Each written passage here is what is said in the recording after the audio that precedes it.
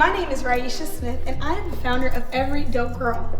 EveryDopeGirl is a community that creates a culture of support amongst female entrepreneurs globally. We do that in so many different ways, through live events, professional development events for our community, and by informing our community about opportunities within the corporate landscape. Welcome to Conversations with EveryDopeGirl, and thank you to our sponsor, Sesh.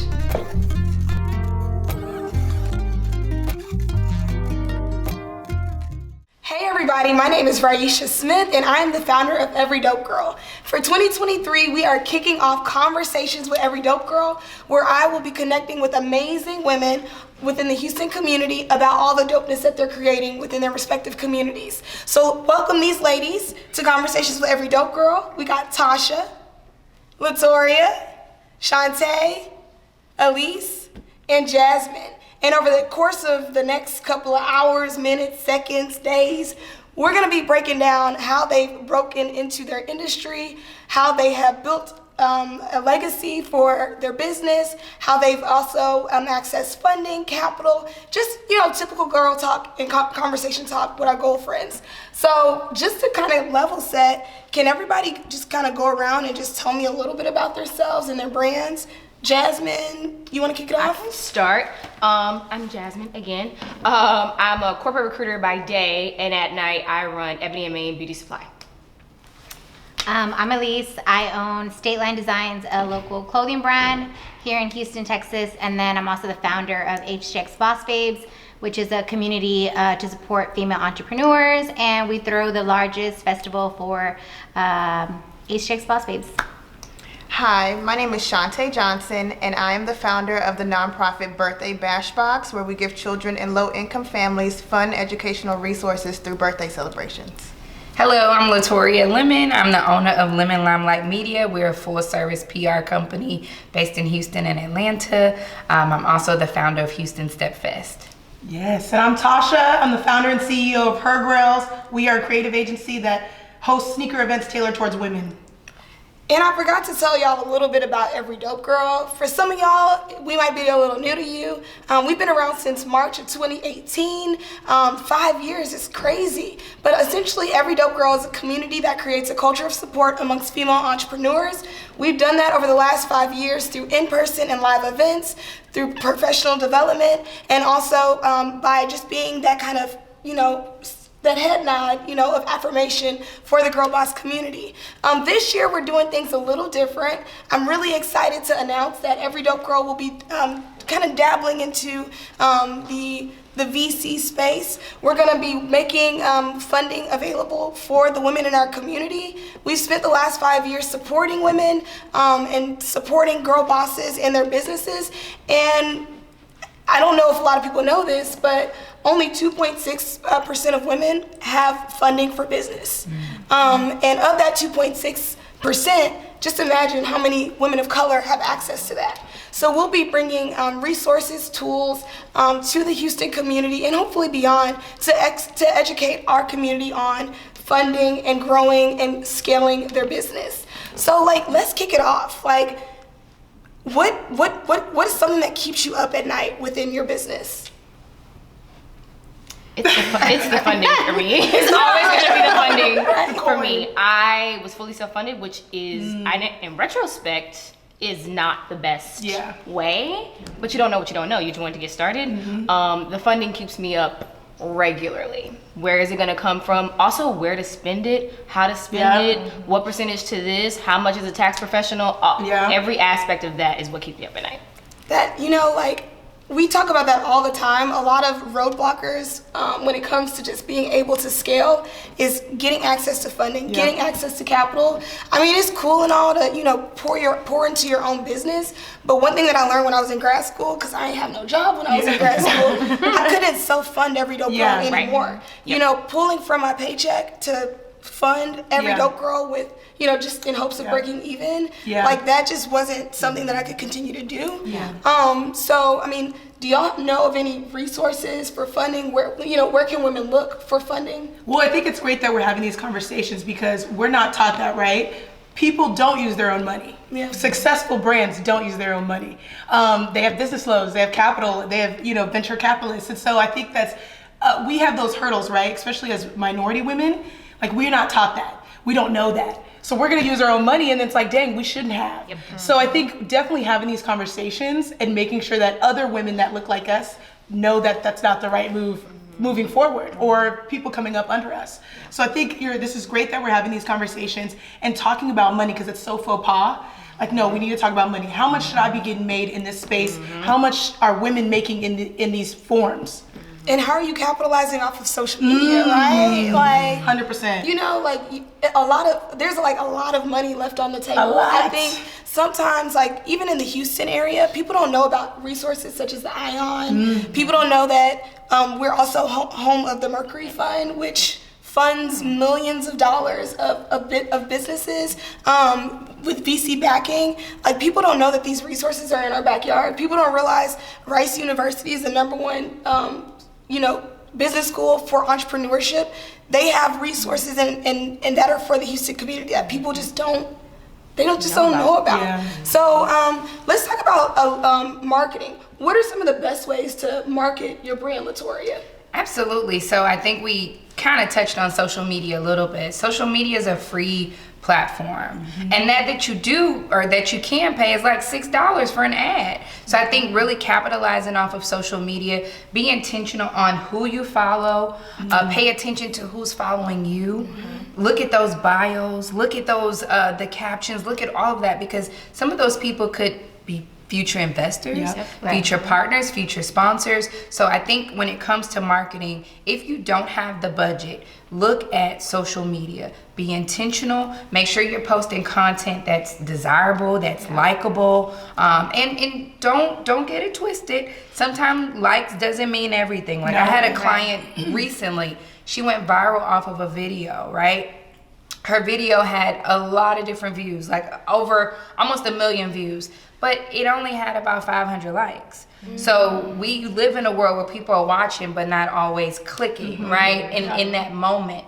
But so make sure you're posting things that's desirable and that circles right back around to your business. And understand that you are your marketing tool, right? How you decide to carry yourself in the public, that's marketing. Who you decide to connect with, that's marketing. They become your marketer as well, because you want people to say, hey, listen, I was on EveryDopeGirl and it's the bomb, and then the next person are like, what's this? What's EveryDopeGirl? Let me go follow. So just make sure that you're being intentional with who you are and what you're putting out there.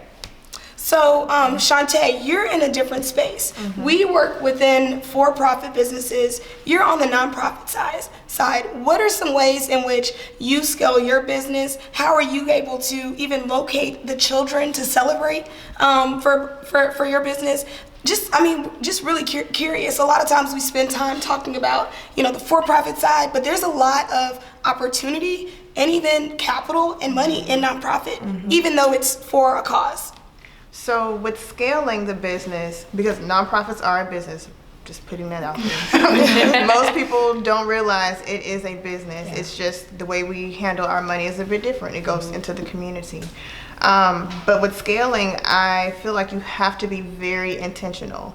There are so many people, especially in Houston, there are so many people who need our services, and we're small. We want to appear big, just to be able to be in the same spaces with other nonprofits who are larger, but we also have to realize who we are and what our capacity is, and not go beyond that just to have numbers. And then also, like you said about marketing, it's about who you know and who knows you and what you're doing out in the community, whether it's something that's serving the community or just going to an event. You have to put yourself out there to let people know that you exist, and see who you can get funding from. You never know. There are always different companies who can give you funding. Thank you so much for that. So I'm going to switch gears a little bit. Working with EveryDopeGirl, we have an amazing team, and I have access to see what everyone is doing, right? So when I get on the EveryDopeGirl account, something that I noticed during the pandemic is certain businesses were starting to fall off, right? Small businesses especially, you're talking about funding, you're talking about capital. People were in the midst of the pandemic, and I mean, for me, that just completely hurt my spirit. Just kind of seeing people posting that they were taking breaks or putting a pause on their business. But then I realized I had to do the same thing. Yeah. So I spent about 2 years literally not even just chilling, but just focusing on how I could grow self. And now I'm in a space to where I can grow every dope girl. Yeah. So let's talk about breaks. Let's talk about, have you ever been in a space where you're like, I just can't do it. I want to. I mean, I'm just open to hearing y'all's perspective. We was just talking about that with Ellyse. Ellyse gotta take our breaks. I do. So my business, I run my clothing brand all year round. However, I know based on my past 9 years of, I hate numbers. I always hated like writing down like what I made per month, but now I have an Excel sheet that says what I made in January 2014, what I make in January. So I have 9 years of data that shows me I can take off January, February, and March because my money is baseball season. So August, September, October, that's where predominantly my income is. So if I work smarter, I know when all that money is cute, put it in a bank account and hide it. That's not my money, because that's going to be my January, February, and March. I'm going on vacations. I'm taking time off. I'm taking time for myself. I'm getting in the gym. Like, I'm doing things that I usually don't do when I'm busy. Yeah. So I know that based on my numbers. My numbers is how I move. And I didn't learn that until last year, and I've been in business all over, I didn't learn that, and now I'm learning to like figure out when my drops are. Like, I make a calendar, and my calendar is, okay, I know opening day is real big for me, so I'll get back to work in April. You know what I mean? I'll get full time back in April. For now, I'll do little sales, or I'll stay consistent on social media. I'll pop up, I'll show my face, I'll go to an event and be like, hi, I'm alive. But I can also, the other 25 days, just sleep. And she have to be serious about it, because Ellyse was. I saw her in December, and she was like, no. She was like, let's have coffee. Catch me in January. She was like, let's have coffee next week. Tasha's always like, let's have coffee. And I said, I love you, but no. And you have to respect that. I need to protect my energy. And we try. Tasha was trying to work the last week of December. I said, no, ma'am. I will have coffee with you in January, and we will schedule that. We will calendar plan that, and we will be successful. You need days off, but I think I'm not. You need a break. To your point, a break and a regroup. It's sometimes we don't know until it's too late. Like, you might be like overwhelmed and stressed. So Ellyse did the and for years, I've done that. I've been like, yes, Tasha, let's go. Yes, let's go to everybody, and even it affected myself. And I'm here, I'm off. No. But for you, I all day. But there's those certain people that you will make that time for, because it's networking. You know what I mean? I met you guys, and I'm sure we'll be partnering with things. So it's intentional. Who you're hanging with. I think that's a lot of everyone's is who you are and what you're doing this year is intentional. If I don't need to have coffee because it's not going to benefit both of us mentally, physically, or emotionally, we might not need to have that coffee. We can get this email going. Because it's business, baby. Like, I mean, it is. And to your point about breaks, I also felt like I didn't take like a mental health break, but sometimes you need to reset the business. Yes. And that can be that, though. Yeah, it wasn't working the way I needed it to. And so I took a break, and then people were like, oh, where are you? Are you done? Are you done? I'm not done. I just need to move with intention in my business. This isn't working anymore. So it's okay to like take a step back. Maybe we pause the sales. Let's try something different. And that's worked really, really well for me. It's just hard to like make appearances, be on social media. And it's like, where are you? And I'm like, I'm here, but like, give me a second. Yes. So like, what I really love that comment about taking a break and then resetting. Every single March, I sit down and I'm like, okay, what is the vision for Every Dope Girl? Not this year, but the next year. So last year, I was like, where do I see Every Dope Girl next year? So initially, we started off as an Instagram page that just shouted people out. Like, that was fundamentally what we were doing. And then we pivoted into events. And then we pivoted into partnering with businesses within the community. Then we pivoted into volunteerism. So life is all about pivoting, and it's okay. Us going into this whole VC space, like, y'all, I don't know what I'm doing. I'm using this MBA that I just got. And the resources that I got. And I'm like, you know what? There's a level of knowledge that I've received from that degree, and I gotta share with my people. Absolutely. So, like, let's talk about pivoting.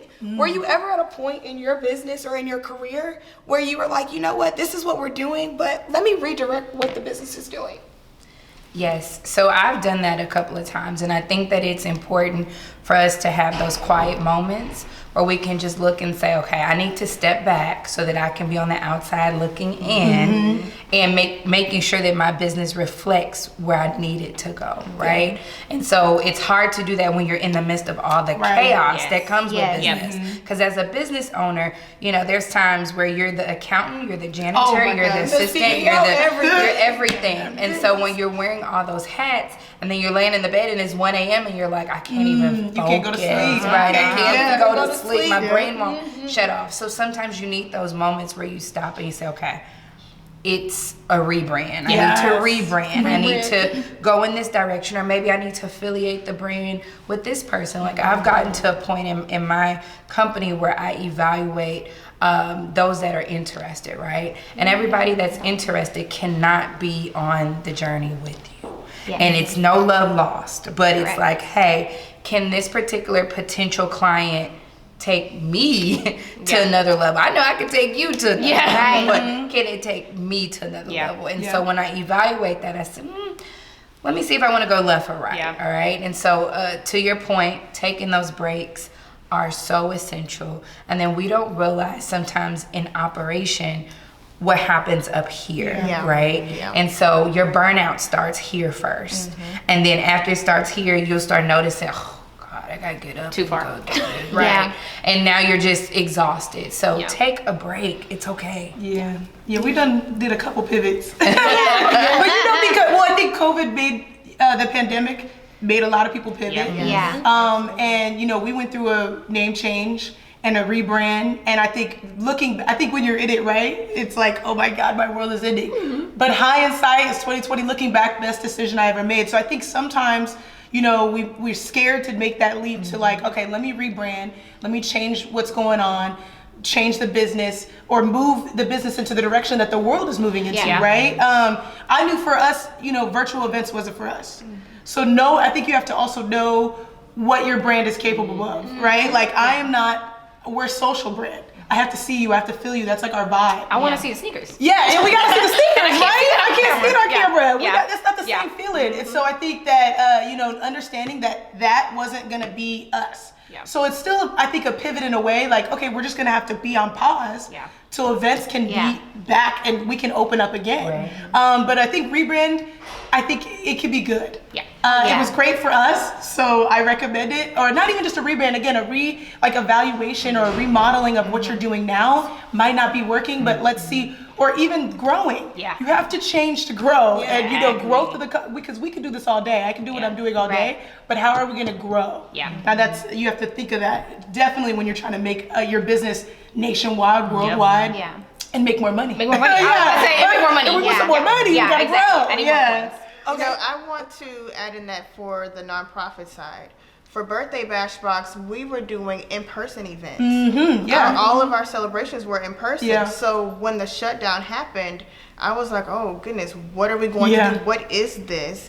And I stopped. I needed to take the time to think, get with what I call my life board of directors, which are basically all of my mentors, to see what they thought I should do, while also figuring out with the board what we needed to do to become what we are today. And we stopped doing in-person celebrations, of course, and then we went to birthday boxes. We had started testing that program in January. I told the board, let's see what's going to happen. You never know, but let's just do one birthday box a month. And then all of my mentors were like, you need to lean in on birthday boxes. So sometimes you have to pivot to continue. So I love that you brought that point up. This is now, I want to talk a little bit about like organizational structure within your business. And Seante, like, I love what you just said. You said your board, your mentors. From an EveryDopeGirl perspective, I have a team of amazing individuals. I'm like, half the time I'd be like, I hope y'all don't hate me, that always hold me accountable. I mean, you got Taylor, who's our content director. We have Lex and we have Keisha, who aren't here, but they're running our live events and experiences.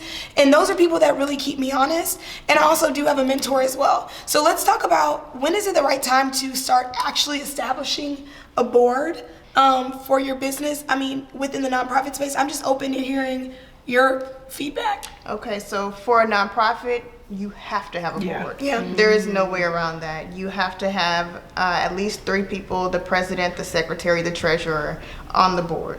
You can have more than that, but at the very least, by law, you have to have that. But what I also feel is important is the people who are on your board. I always tell people, don't put your friends on your board. However, I put my best friends on my board. And I tell them, don't do what I did. I was very intentional. They aren't sitting there just because they're my friend. These people tell me no. They push back on my ideas. And they're also subject matter experts on things that I don't know about. So when COVID happened, I have a friend that's at the CDC who sits on my board. So I could call her and say, hey, what do you think we should do from your expertise? I have a friend who is really good at math. I'm terrible at math. So I can say, hey, I'm trying to run these numbers. Things aren't really making sense. It's probably me. So what do you see here? So she can help out. But with your board, even on for-profit, even if it's not a board that is like directly your business's board, they don't have to have a role. Just have a group of people that you can go to and tell all your business, the good and the bad, so they can give you feedback on what you should do or what they think you should do, because you don't have to take everybody's opinion. Hey everyone, this video is brought to you by Sesh Co-working. If you're in Houston, Texas and need a modern, affordable co-working space with an amazing community, check out seshcoworking.com today. Thanks to Sesh Co-working for sponsoring this video. Seante had to step away because as a girl boss, she's meeting with a very, very big tech company. Come on. So we love that for her. So let's just kind of switch gears and talk about, leading teams. With Every Dope Girl, it started as me. Latoria mentioned, sometimes you're the CEO, the accountant, the lawyer. Don't be your own lawyer, just hire one, please. Have people write your contracts. Just pay the money, it's worth it. But leading teams, now I have a team of 4. I had a team of 19 at one point and realized I was extremely overwhelmed. We had a team of like 10 content writers, and that was just too much to manage. And I had to end up downsizing my team. So we have a team of, I think, about 4. My kind of leadership style, I'm one of those people, I don't like to micromanage, but I lead. So let me take a step back. So I lead people at work. I've been a manager in the corporate space, and so I manage my business how I manage in corporate. I'm all about bringing team and people together to ensure that they're growing along with me. I'm trusting them to grow the business, to put in whatever ideas that they have, and I'm like, that's just kind of my leadership style. What is like y'all's leadership styles with your teams? With Lemon Limelight Media, we have a Houston team and then we have an Atlanta team. And so I think collectively our team is about maybe 7 or 8 people. I have found that sometimes when you're operating, being a leader takes an extra layer, right? It takes a layer of understanding. It takes a layer of forgiveness.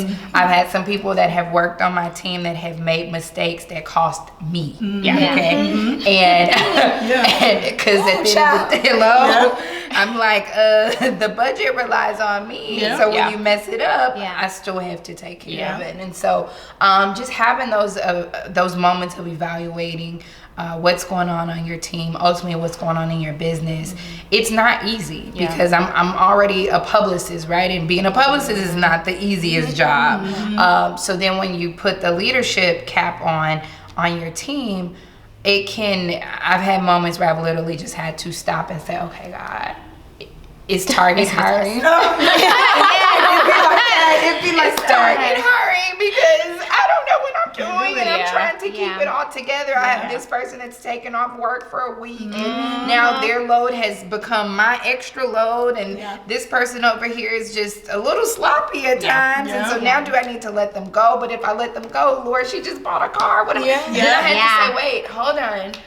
What's best for the business? Yeah. And that's hard sometimes because we're all living a life, right? But at the same time, when you're trying to balance all that, you have to look at why did you start? Yeah.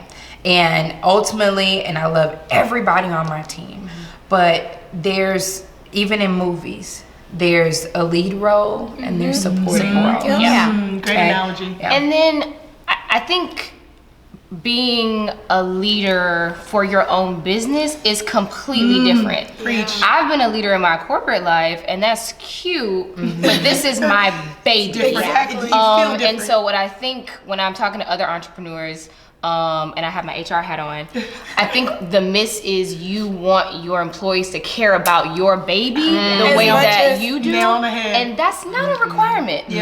A content writer, are you good at what you do? Yes. Do you care enough to show up to work and do what you gotta do? But they don't need to love your baby to where they don't go on vacation because you don't go on vacation. Yes. Well, this is your baby. And so I think you have to, I mean, you've experienced it. I haven't been a leader in my baby yet because very serious. But I do think it's different and the approach has to be slightly different. Otherwise, I'd be up all night. I think a lot of times you also have to just, it's like that trust factor. With Every Dope Girl, I realized I'm not, people are like, how can I be Every Dope Girl? Or you're the face of Every Dope Girl. I'm not the face of Every Dope Girl. Every Dope Girl is Every Dope Girl. So when I brought on members of my team, I had to accept that, you know, just like Seante was saying, my team pushes back on me all the time. I mean, Taylor, literally, our text thread, I mean, between She's very Keisha, bossy. Taylor, you be coming for her? She's very bossy. everybody pushes back, and you know what? I don't take offense to that because I know that if I continue to insert my own ideas into Every Dope Girl, Every Dope Girl is going to be a Raisha Instagram account, and that's not what it's about. So I have to trust that my team. And I have to trust the ideas of my team because I mean it's a diversity of thought. And I love that. So I mean that's kind of my No, for sure. I mean, that's what entrepreneurship is about. I think also learning that you can't do it by yourself. Right. That's so key. And even though we want to, listen, I say the hardest part about events is relying on somebody else. If I could do it all myself, I would. But we can't. Especially now that I'm getting older, baby, I can't. Especially last year, I was like, we're going to have to hire somebody because I can't do it no more. Tasha needs some assistance. I need to see, and that's but what it's hard. And, yes. And it's, I've been, like I said, nine years in business, but I used to work in corporate as well. I worked in LA and I worked at NBC and I did movie posters and stuff in print production. And I remember one thing I took from my jobs in marketing and out there was my boss told me, he still follows me on Instagram and stuff, which is like really crazy. Hey boss. But what he told me is I never wanted to start a business because I said that's going to be too much work. However, what he said was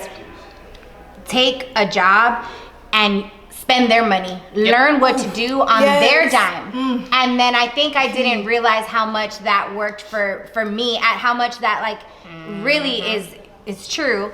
However, now I had Nessa, who's been, during 2017, I think, she came up to me and was like, you look like you need an assistant. And I was like, you're hired, right? And it was when my business was growing and I said, okay. And she was my assistant for years, but for my business, it's seasonal. So sometimes I need her and sometimes I don't. And then sometimes she was like, it was hard, but she's been the one person that I've trusted since 2017, 18. Now she was on like Jimmy Kimmel Live. So she's an artist and she's on tour. And I'm like, Nessa, come back to little old me. I need you. Because she's held me together. It's a trust factor. Now, last year I was able to hire an assistant. I used to work with interns. Interns are amazing. I used to work at HCC. I would go and speak to the class about entrepreneurship, and then I'd pull 2 interns from the class every year. But I had storefronts. So they could come and go to my storefronts, and it was great. Now I work out of my house. my studio's in my house. You don't want everyone in your house. Yeah. So it's hard. Like you have an office now, so it's different. But it's that trust issue. Now this year, I finally was able to hire 2 assistants. Yeah. My cousin who works in Washington, and she had to take away my social medias because I was fighting with people. I was just so busy. I was just so busy, and I'm like, I am busy. I'm working 2 hours. Yeah, so did you start like a customer service Instagram? Yes, I had to start customer service because I was like, don't come for me because listen, I'm my own boss. You can't talk to me crazy and expect me not to talk to crazy you back because this ain't academy, okay? This ain't academy. This is State Line, and I will come for you. Don't be mean to me because I will be mean to you, and that's okay.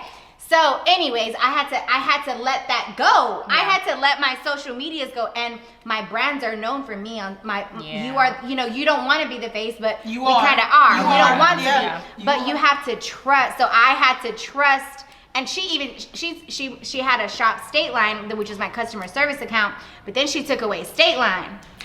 She took State Line, and I would wake up and not check my phone, but I needed that. Mm-hmm. So even now, she was working remotely. And then I'd fly her in town when I'd have events to go work my events. So, and then my mom quit her job to help me, 9 years ago. It's the generational wealth. I was able to hire my mom full time. I love that. You know what I mean? So it's the trust. You still don't go too far. Yeah. But when you're, it's different from corporate where I can hire my mom. I can hire my best friend's sister's now my assistant, which I'm off right now. I don't need the work, but I need accountability. Mm-hmm. So she works every Friday and she comes so we can sit there and figure out what are we strategizing for the year. Yeah. So I don't need her, but I think I need her more than she needs me. Yeah. You know what I mean? And it's having someone hold you accountable, even as an entrepreneur. So she's, I have a team of 2 right now. Love it. But that it fluctuates when your business fluctuates. Yeah. Yeah. So really quickly, you brought up a great point. A lot of us, some have made the jump and are full-time entrepreneurs. Yeah. Some are still a part of the Side Gig Society. Yeah. I'm a proud member and the president of the Side Gig Society. I love that. Love Side Gig Society. One thing that I do in my job, I am very vocal about Every Dope Girl. I used to work in oil and gas back in the day, and I hid Every Dope Girl from everyone. I felt like I was hiding a part of myself. Yeah. But in the tech space, they're like, oh my God, we love it.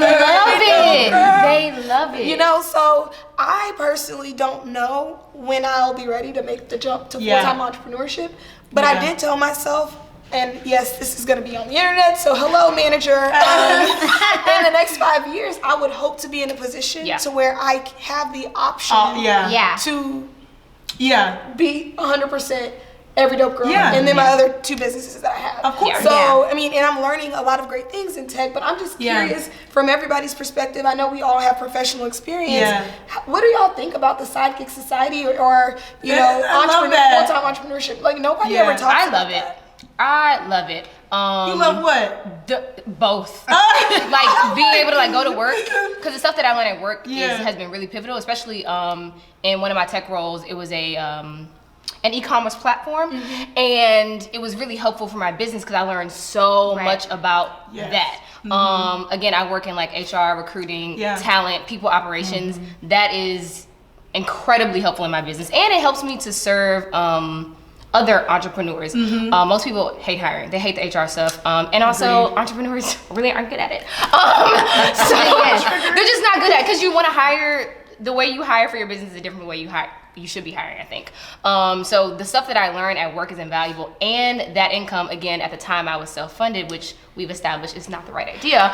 But that stuff, it helps to sustain you, to me, until you can do it full time. It gives you some options, but I also don't talk about it at work. And so when my bosses in my last role found out what I was doing, they were like, tell people you have a business. We love supporting. And I was really surprised about the people who supported me at work. So those employee resource groups. Oh, absolutely. They will when I was at Rice, we did Every Dope Girl Turns 4 last year, and Rice literally paid for tickets for all of the women at Rice. Yep. Come on. And so it's you gotta use stuff like that, plug into that, tap into that. Have to.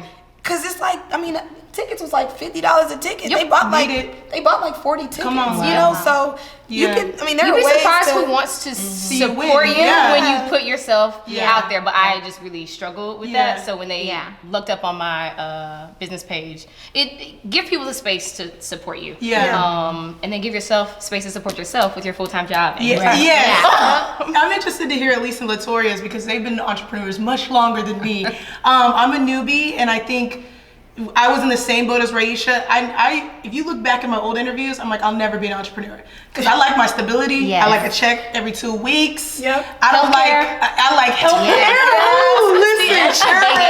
Yeah. And so I'm like, I'll never be. But it just so happened to happen. Yeah. And now I don't think I could ever go back. Right. But I think we have that facade that entrepreneurship is so great and fun. No, some months it'd be hard as hell. Some months you don't have any income. them 14-hour days. Yeah, okay. too, And that's what you quit your 9 to 5 to work 24 hours a day. Yeah. It's true. You cannot not work. Yeah. There's no, I mean, even when we take our breaks, you know you're still thinking about still that working. shit. Yeah. So it's like, dang, like, it's amazing. I don't think it's for everybody. Yeah. And I think that's important. It's okay to have a 9 to 5. Yeah, I was gonna ask a question about going off of that gatekeeping. Taylor's looking at me. I had to bring up gatekeeping. We gotta bring up gatekeeping. We got to. Okay. So within the female space, what I've learned, I'm an oversharer. I almost probably share way too much. Yeah. In terms of business, and just helping other people, and I do that through EveryDopeGirl. But then you kind of run into roadblocks where you realize, you know, some information is worth sharing, and some you gotta Pay for. You gotta pay for. Yeah. You know, Pay me for it. so like, I'm just open to like y'all's thoughts. Like with EveryDopeGirl, like of course I'm gonna share any learnings that I have that are public, but I do gatekeep my contacts. You have That's like the balance. I do. So that's what I've been struggling with. I'll tell you information, but I can't give you not the gonna contact. give you a phone number. But that makes sense. I think giving phone numbers, but you gatekeep your contacts, but I do think you create spaces for people for this. Yeah. You didn't gatekeep these people from me. All these people, I'm getting their number when I leave. You know what I mean? But I find I have always been for a mentor in my corporate life and in work, and I've been struggling because everybody wants you to pay for everything, which is how I ended up doing everything on my own, because you don't wanna pay. I just need, or you don't have it. Yeah. I can't pay you $1,000 an hour for you to tell me something that I could go look up. Again, I'm a new entrepreneur. Taxes. I didn't know I'm a tax guy. I didn't know they was gonna send me taxes. something every quarter to do my talk taxes. about that too. Oh, yes. How would I know that? But then if I am not messing with nobody's hustle. Make your money, girl. However you make it. Yeah. But I do think like with the kind of coaching space, you have to pay for every single piece of information. Yeah. So I find myself running into walls that I wouldn't have had to run into if more people were kind of collaborative in this way. Don't give me your contacts. Don't give me your money. I give you my tax, but I give you my tax person. Yeah, give me your tax person. That's not gonna hit your pocket in that situation. So I think it's different with things. I have a great tax guy, and in my business class I do teach that too. Like I didn't know I had to pay quarterly taxes until I got courthouse letters saying your business is about to be shut down. Yes, exactly. I was like, franchise tax. That franchise tax. that one too. And all you do is pay $50. And right. And all of the stuff is usually pretty easy, but you just don't know what you don't know. And yes, there are resources out there. Yeah. But I do think more spaces where we can just kind of talk freely. And Go ahead. Okay, I think it's important to get a mentor, right? Yeah. Yes. Because something that a lot of people forget when starting a business is the business is your responsibility. Yeah. And it's no one else's responsibility to say, hey, let me give you the game that I may have went to school to get. Yes. Let me give you the game that I paid thousands of dollars to get. So that's so important. And I have had to realize in my career, I've always been the type that if I sit at a table, I want to bring 12 people to the table. Absolutely. And that is not always the best because some people leave crumbs on the floor when they sit at the table. Some people breaking dishes at the table. Sticky fingers. Some people they're not grateful. I'm here for it. You know, they're not grateful to be sitting at the table, or they act like they're not the plus one and Or they're the invitee. And so you really have to protect it. And I think in all of this, like I think Tausha said, I could give you a list of my entire roster of contacts, but that doesn't mean you will have the same relationship with them that I do. And so I more so protect my relationships than the contact. That's good. Yeah, that's a word. That is a word. You know what? I stand corrected. I don't protect my contacts. I protect the relationship. Because you share things. You for do. sure. Yeah, I think because we have to. You have to, especially friends, right? I think we have to. That's the key. That's the key. That's the key because I want all my friends to win. Absolutely. If I'm at the top and nobody with me, because I could text you, and I'd be like, who you talk to at Bank of America? Boom, and I'll do the same thing. But you have to do that when you know that other person would do that for you. Exactly. So I mutual. It's mutual because when my friends, or not even my friends, but if you call me and ask me what you needed, like I know who you We're know. friends now. And I would trust you with that information. But what I teach my clients so much is research. Like you said, don't expect, I'm so sorry, but I've done this, I've lost a lot of money, I've been almost sued a lot by things, and I've learned so much. That's why I do business coaching. However, it's not gatekeeping, or it's also, if you're sitting at my table, I need to know what you are bringing, but what you have researched. Not what you're bringing, 1000%. what have you researched? Because no, you're not going to have coffee with me. I charge $150 to have coffee with me. Listen, but it's not gatekeeping, that's a coffee. Value. But it's because what do you need? Because this ain't free for me. Like you said, I went to school for graphic design. I'm a designer, I'm marketing, I do this, I do business coaching. That is, I'm still paying student loans. My time is free. You can, and I talk about that when I do my t-shirt. I said, and I coach t-shirt brands. I said, look, anybody can make a shirt with the cricket. Right? But I said, I have a brand. You can't be my brand. But so if you want to sit, people are like, oh, where do you get your t-shirts? And that's a valid question. Where have you looked up? If you have not looked up, and I'm not going to, but you were like, what size is your shirt? What? I said, oh, here you go. Here's this, here's that. Why? What have you looked up? And I think research is so important because it shows how serious you are. It shows you're not just trying to take when you're sitting at the table. I think that's important to realize also that, like, I think our generation is horrible because it's like we want everybody to struggle like we did. And it's like, no, we should help them. But I get it. Like, I feel like, we have decades of experience.